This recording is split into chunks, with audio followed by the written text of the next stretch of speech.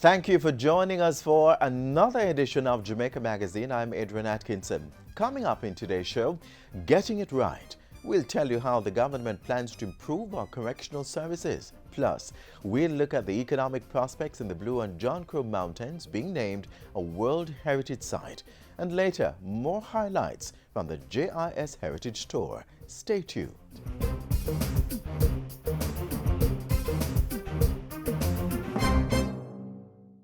It's been 11 months. 7 years. 12 years. Since I became the most important person in the world. It's a big responsibility to know that her future is in our hands. I have to tell him and show him that he is my number one. I want to prepare them for life's journey. So as them grow, them know the difference between right and wrong. I gotta make sure some keep him out of bad company. Cause if I don't raise him right, the streets are gonna raise him. I feel, she feel. If me stumble, him fall. Knowing I'm responsible for their future and they're responsible for Jamaica's future. So I won't give up or allow her to quit. I gotta make sure I'm safe on the straight and narrow. Me prefer to tell them no now than watch them regret it later. Because to the world, I'm just another person. But to my child, I'm the whole wide world.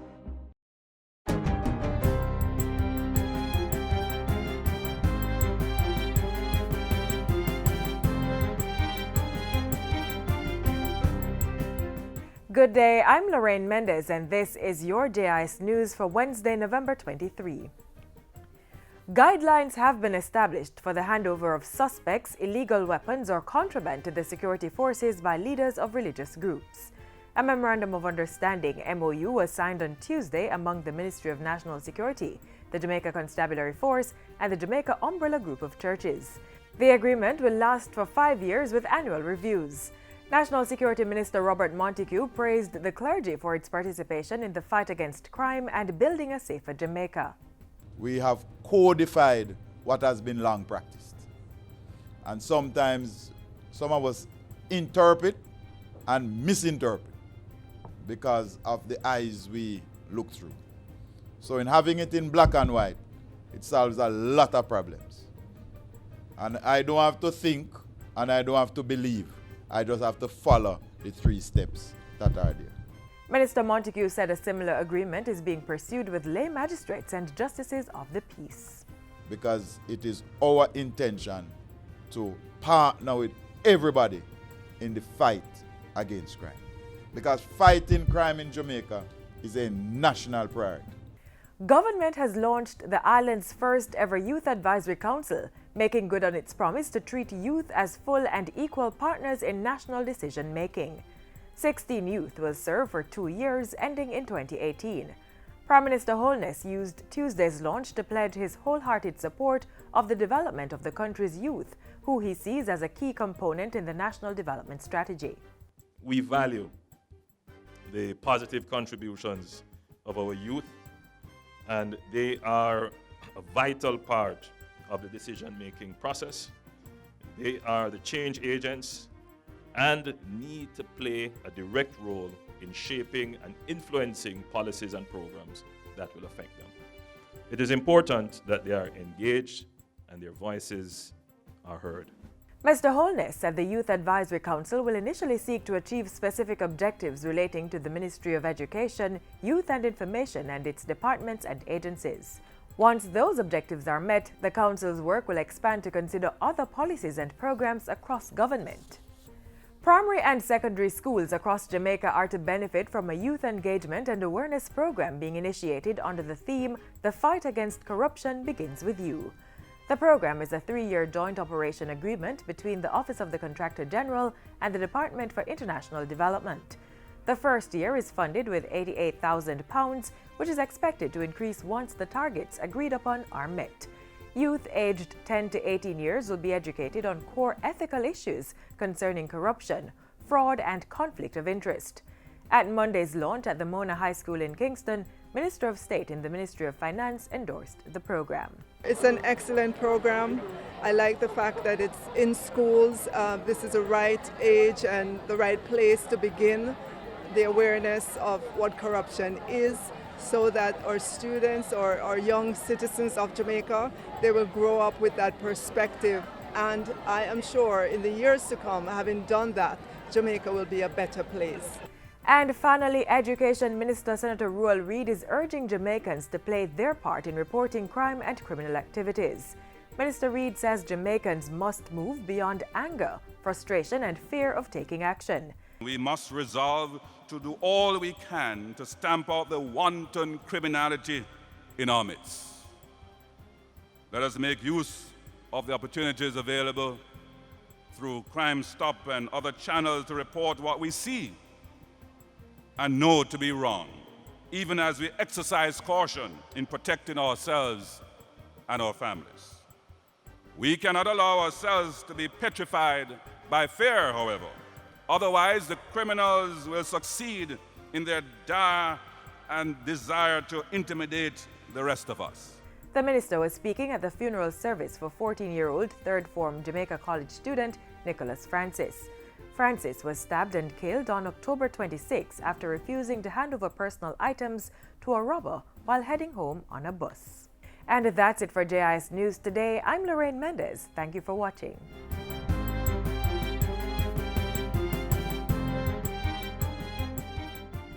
Not at a time. 20% of our Caribbean teenagers get pregnant before age 19, interrupting their education and reducing their chances of earning a decent living. I wish somebody did talk to me. Parents and guardians, talk to your child about sex and help to prevent adolescent pregnancy.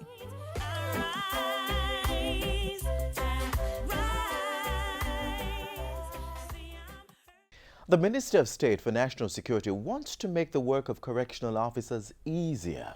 Find out how in this next feature.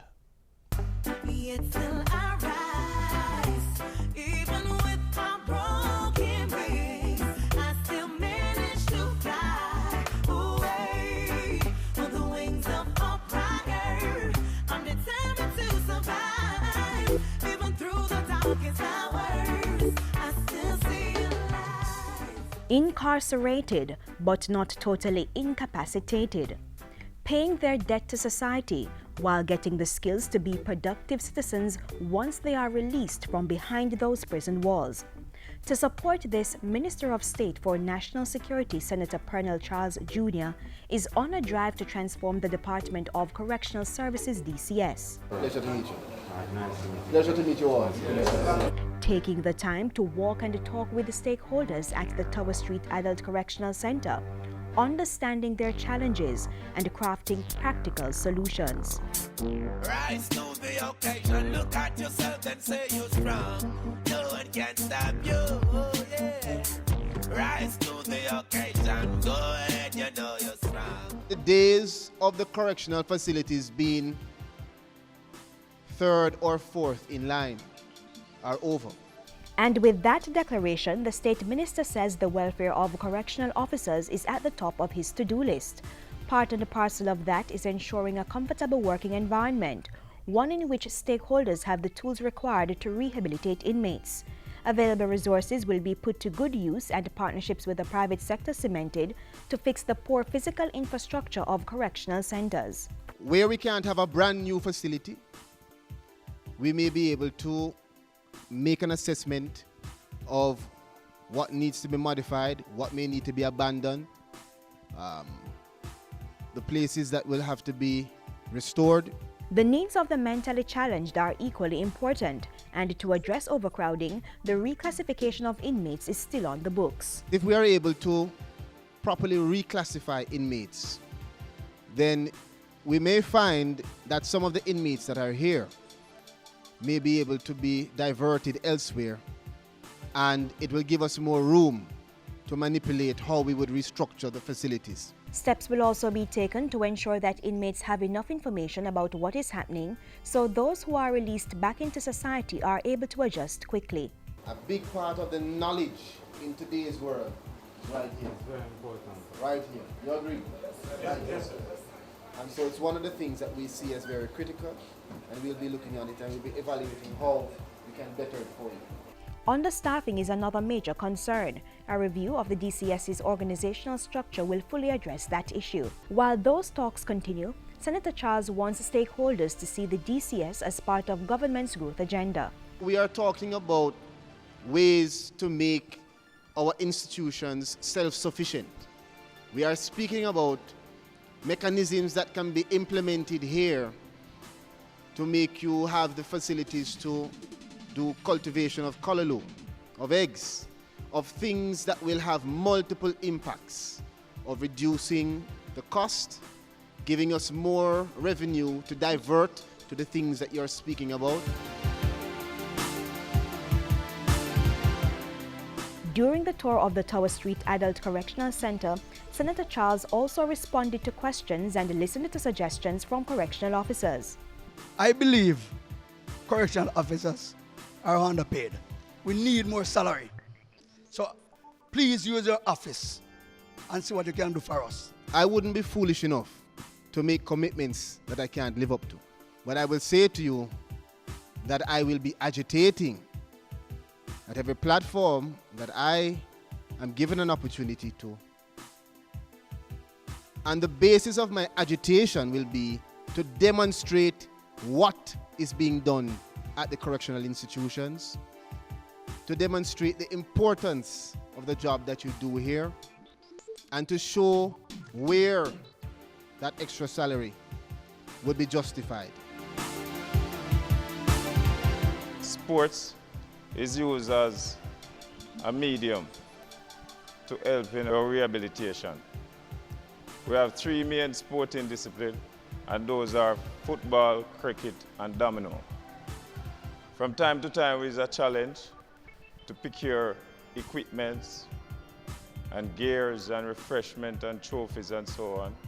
We are seeking help in that regard as well. Our officers, some go to college and all things. If we could set a situation where after work, there's a place we can stop, go on an internet service, and carry out our functions of studying. More than we have officers have to be absent sometime, taking time. They'll be right here. You have the service of them at any time. We are going to sit down, we're going to have more conversations about how we will let you know that you're valued, and how we intend, through listening to you and your recommendations, to put together that formula. That formula or plan of action is a work in progress. When finalized, it will solve issues relating to the welfare of correctional officers who are working tirelessly to transform the lives of those behind prison walls while keeping the wider society safe.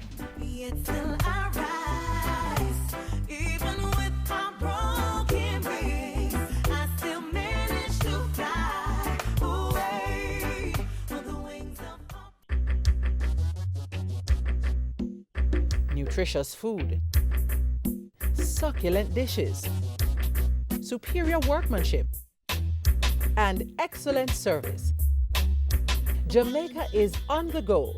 Let's grow what we eat and eat what we grow. Let's harness the indomitable spirit of our most valued resource, our people. Let's support our local businesses. After all, buying Jamaican means building Jamaica.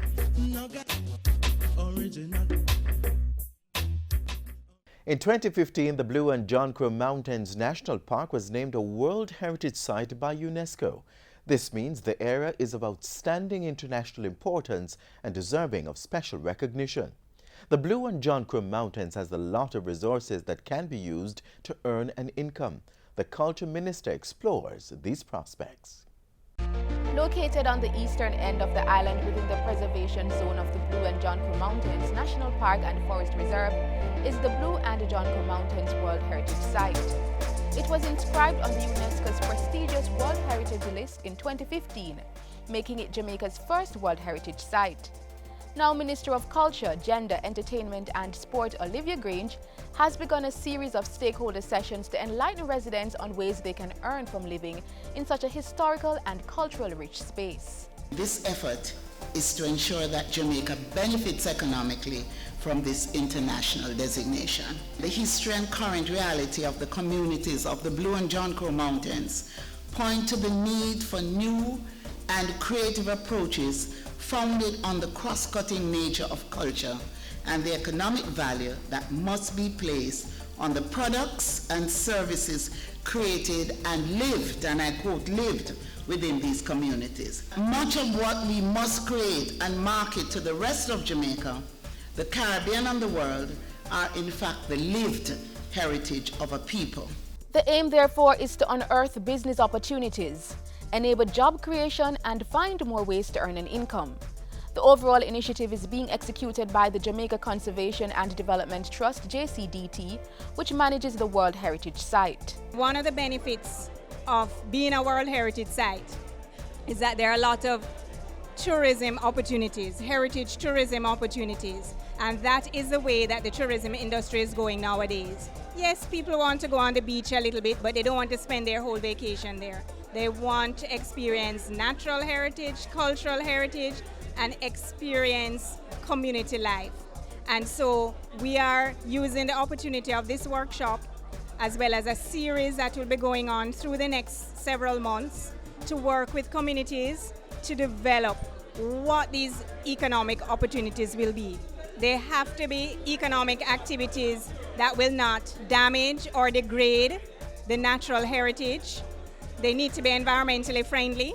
They should focus on whatever cultural resources are there in the community already and build on those. You can also contemplate community-based products. We're looking at developing artisan villages, and artisan villages can become attractions. What an artisan village?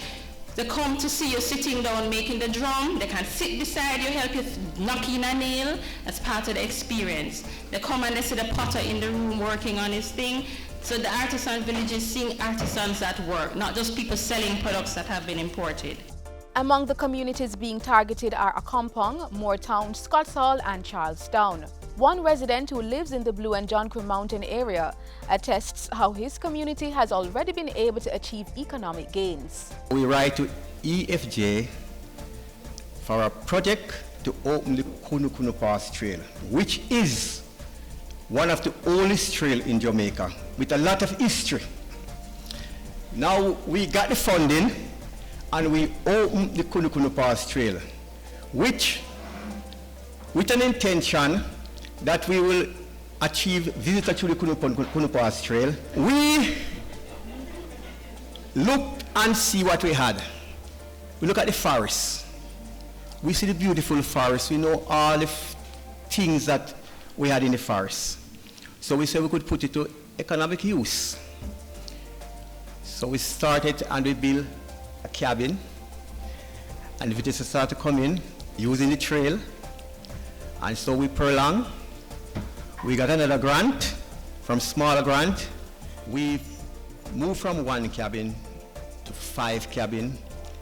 We can house 30 guests at Ambassador now.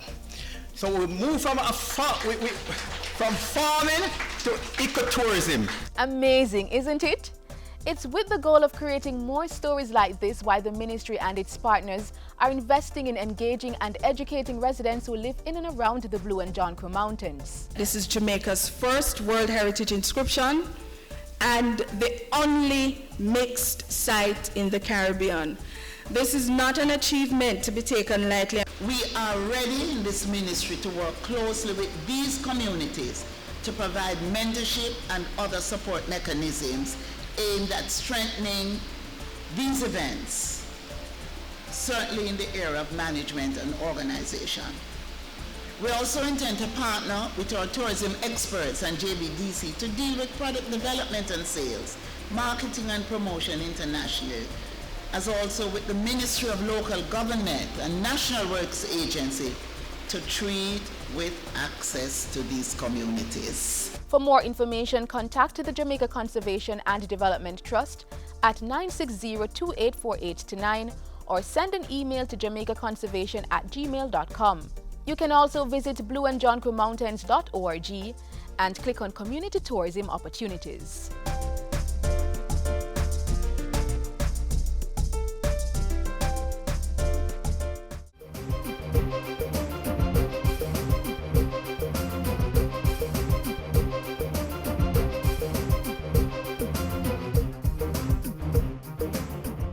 We continue our JIS Heritage School Tour with a stop at St. Jago High, Trout Hall, All Age and Crooked River Primary.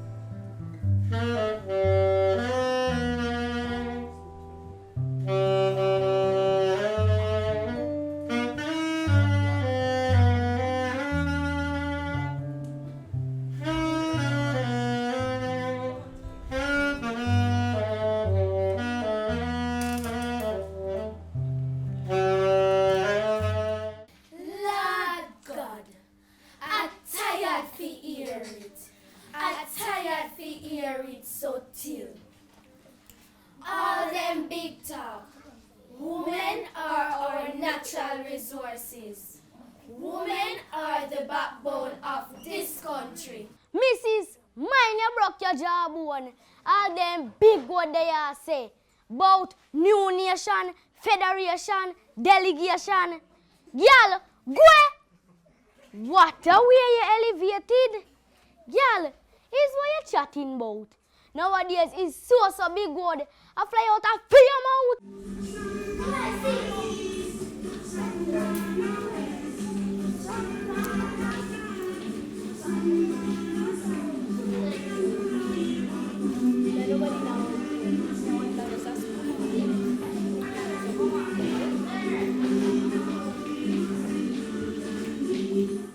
What a joyful news, Miss Matty. It feel like me heart going burst. Jamaican people colonize England in reverse. By the 100, by the 1,000, from country and from town. By the shipload, by the plane load, Jamaica is England bound. Them are pour out of Jamaica. Everybody future plan is to get a big time job and settle in the motherland. Boy, oh boy, them treat me bad, you see. Imagine, for me little island Jamaica, me no know where it gone to. Lord of mercy. Every day me get up, pick me a dead. Land just full up a beer bloodshed. That's it for the JIS Heritage School Tour 2016. Look out for us next year where we may be visiting your school. Let's celebrate Jamaica to the world.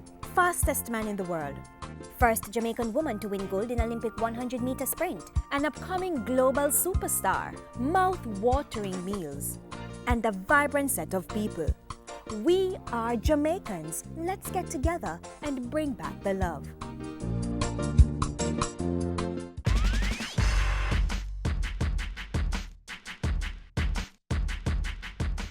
December starts next week and you know what that means. Christmas is almost here.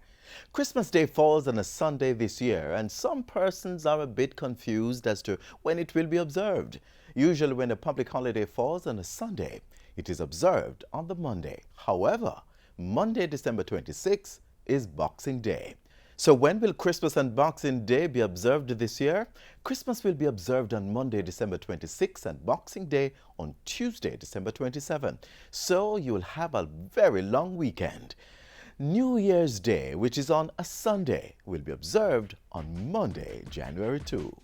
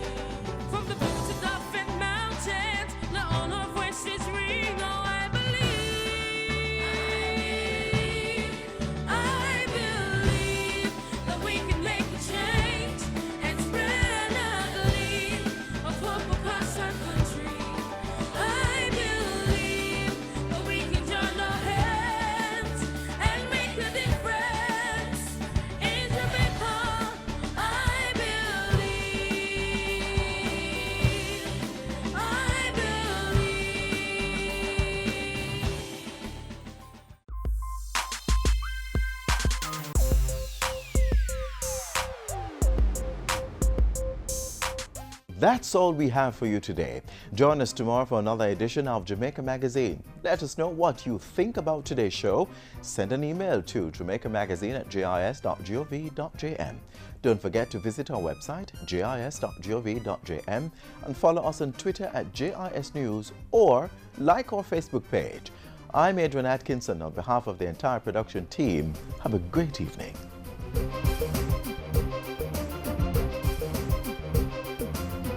This has been a production of the Jamaica Information Service, the voice of Jamaica.